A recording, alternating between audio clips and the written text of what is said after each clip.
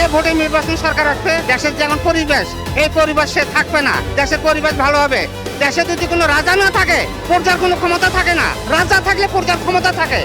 আমাদের গরিব মানুষের যে কে ভালো করবে, কোন সরকার আজ ভালো করবে, আমরা নিজেও বলতে পারি না। যে কোনো সরকার আসুক, নিজের পেটের চিন্তা করে, ওই জনগণের চিন্তা করে না। এবং ভবিষ্যতে নির্বাচিত সরকারের কাছে আপনার কি ধরনের চাওয়া পাওয়া থাকবে? আমার সরকারের প্রতি একটাই চাওয়া যে আর্থিক অবস্থা যেন সচ্ছল করা হয়। আগে যেমন নির্বাচিত সরকার ছিল, এগুলো একটা নিয়ন্ত্রণ করছে। এখন তো দেশে কোনো নির্বাচিত সরকার নেই, সরকার থাকলে এরা তো নির্বাচিত নিয়ন্ত্রণ করতে পারে। কেউ কারো কথা মানে না। নির্বাচন নিয়ে আপনার মতামত কি, আর ফেব্রুয়ারিতে নির্বাচন নিয়ে আপনার কোনো আশঙ্কা বোধ করতেছেন? আশঙ্কাবোধ করার তো কোনো প্রশ্নই আসে না, কারণ 16 কোটি মানুষের মধ্যে আপনার সবার মধ্যে একটা নির্বাচনী আমেজ দেখা যাচ্ছে।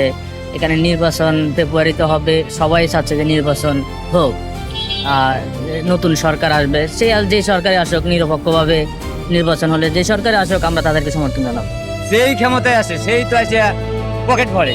সাধারণ জনগণের মানুষের তো চিন্তাধারা করা কেউ করতে আসে না, কিন্তু ভোটের আগে চিন্তা করে যে আমরা তোমাদের এটা করবো, ওটা করবো, সেটা করবো। কিন্তু ভোট হয়ে গেলে ওই নিজেরটাই নিজে চিন্তা। এখন দেখা যাচ্ছে এখানে দাঁড়াইছি, হয়তো টিপ নেওয়ার সময় হয়তো 10 টাকা দিচ্ছি না, কারণ নির্বাচনের পরে দেখবেন যে কোনো সরকারি আসুক এই দেশে, যে কোনো লোকে আসুক, আমি এক জায়গা থেকে টিপ নিলে 20 টাকা দেওয়া লাগবে।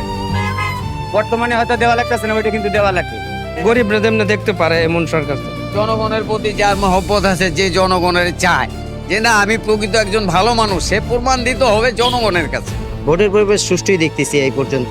প্রধান উপদেষ্টার কাছে আবেদন জানাই, আমরা সুষ্ঠুভাবে একটা নির্বাচন চাই। আজকে মনে করেন 17 বছর আমরা ভোট দিতে পারি নাই। যে বিগত দিনে যে ভোট হয়েছে, এই যে বিগত দিনে যে ফেসিবাদ সরকার নির্বাচনগুলো করছে, সাধারণ জনগণ ওই রকম ভোট দেখতে চাচ্ছেন।